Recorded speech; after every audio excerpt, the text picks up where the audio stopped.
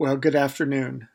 Yes, I know this is not an online course and that we meet Thursday nights in the Otto F. Lynn Library on the Tabor campus of Warner Pacific in room 106 at 6 p.m.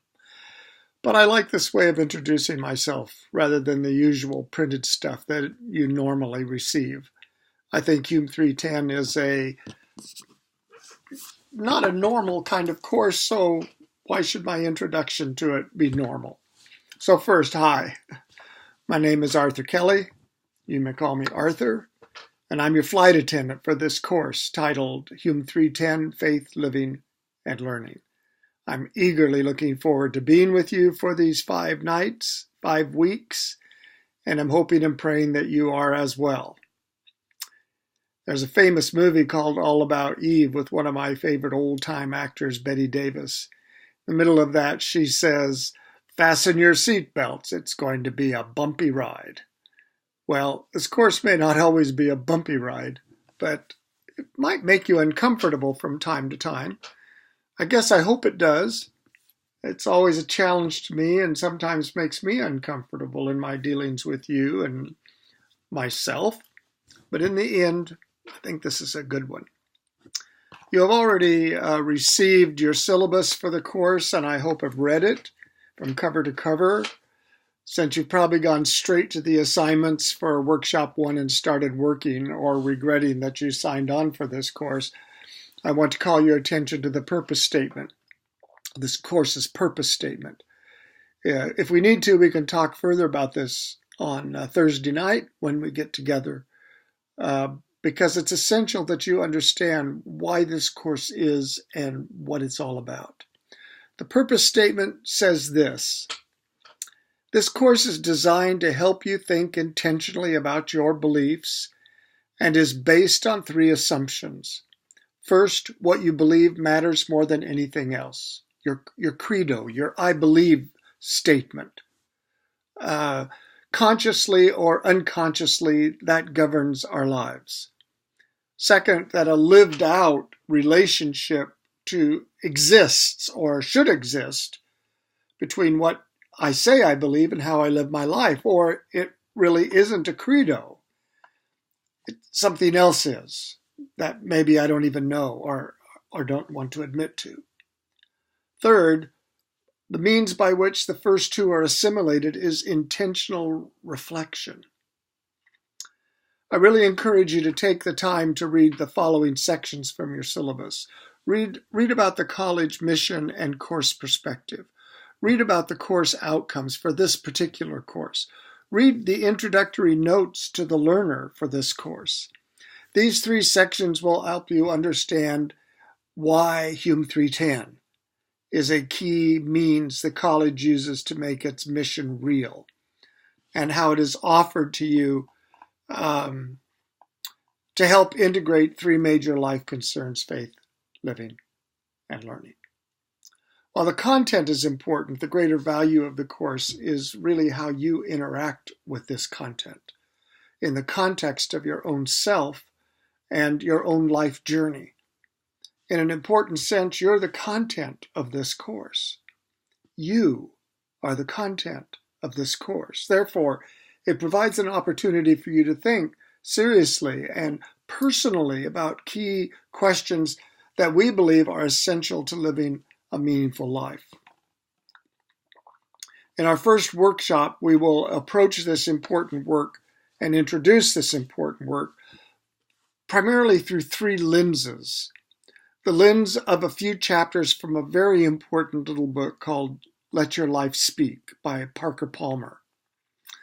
There's a reflection paper for you to complete in relationship to this book, and we'll talk a bit about it, the book, and your reflections on it in our first gathering, although it may provide a kind of a theme base for our work together, showing up again and again in our discussions over the life of this course. Another lens we will use are kind of 3 lenses. Yes, I'm not good at math. 3 different but related films. The first film, which you should watch before coming to our first workshop, is titled Becket, and is about a real historical person named Thomas Becket, who lived in England during the reign of Henry II, one of England's greatest monarchs and one of its most difficult ones. The second is a man named Oscar Romero. He also is a real historical personage who lived in El Salvador during the 20th century.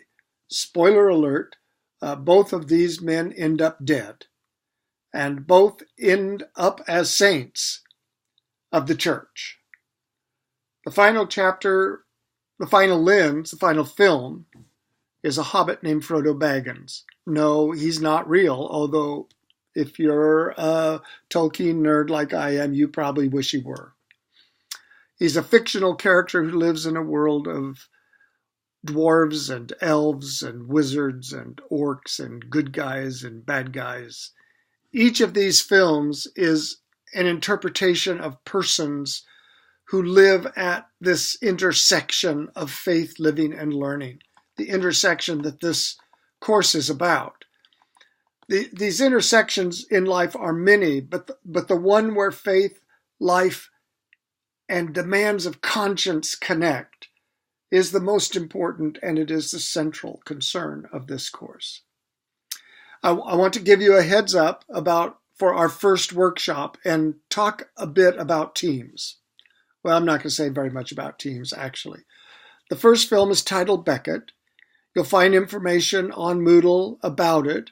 There's also a brief one-page summary, I think, of what's going on in the world of Henry II and Thomas Becket during this time. It will help you to understand the dynamics of politics in England and in Europe at this time.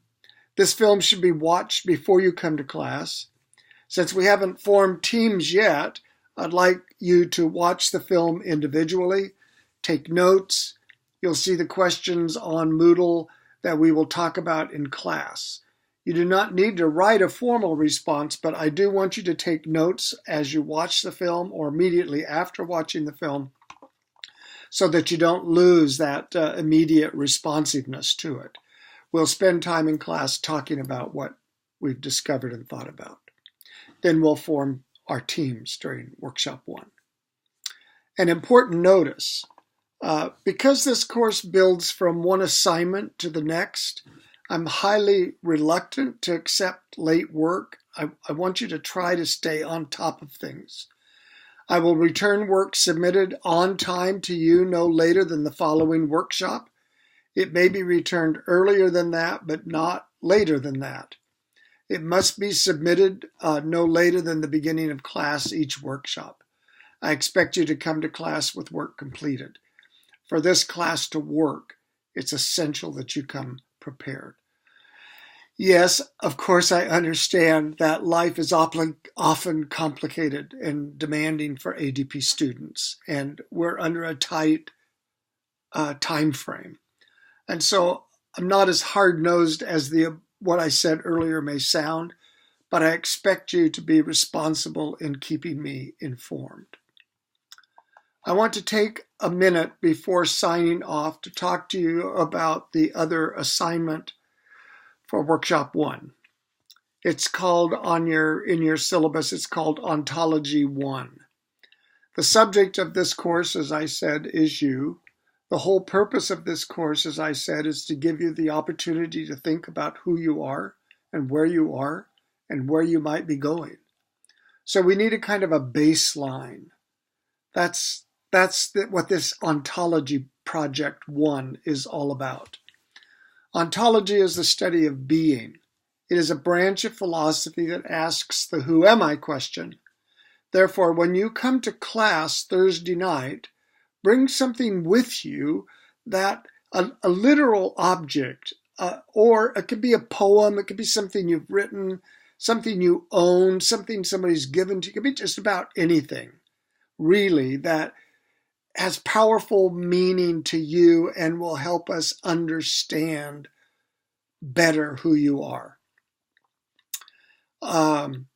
So that's a baseline for us. Ontology is the study of being.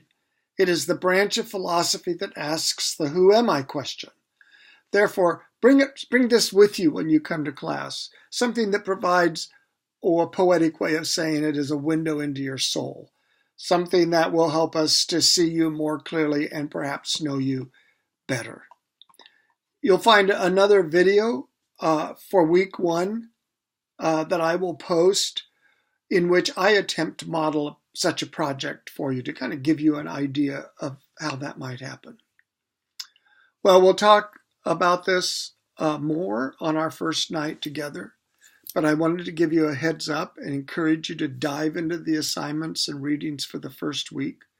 If you have any questions, the best way to reach me is through my Warner Pacific email account, akelly@warnerpacific.edu. That is also the way I will correspond with you. My phone number, my personal phone number is 503-318-8405. Feel free to text me. Don't call me. I'm not good about answering the phone, but I do like texts. Text me at that number, but be sure to identify yourself so I don't ignore a number I don't recognize. Tell me I'm so-and-so from Thursday night, Hume 310. Many students, in closing, many students find this to be a very powerful and challenging and actually hopeful and life-giving course. I hope you will as well. I'm looking forward to our time together. See you very soon. Bye-bye.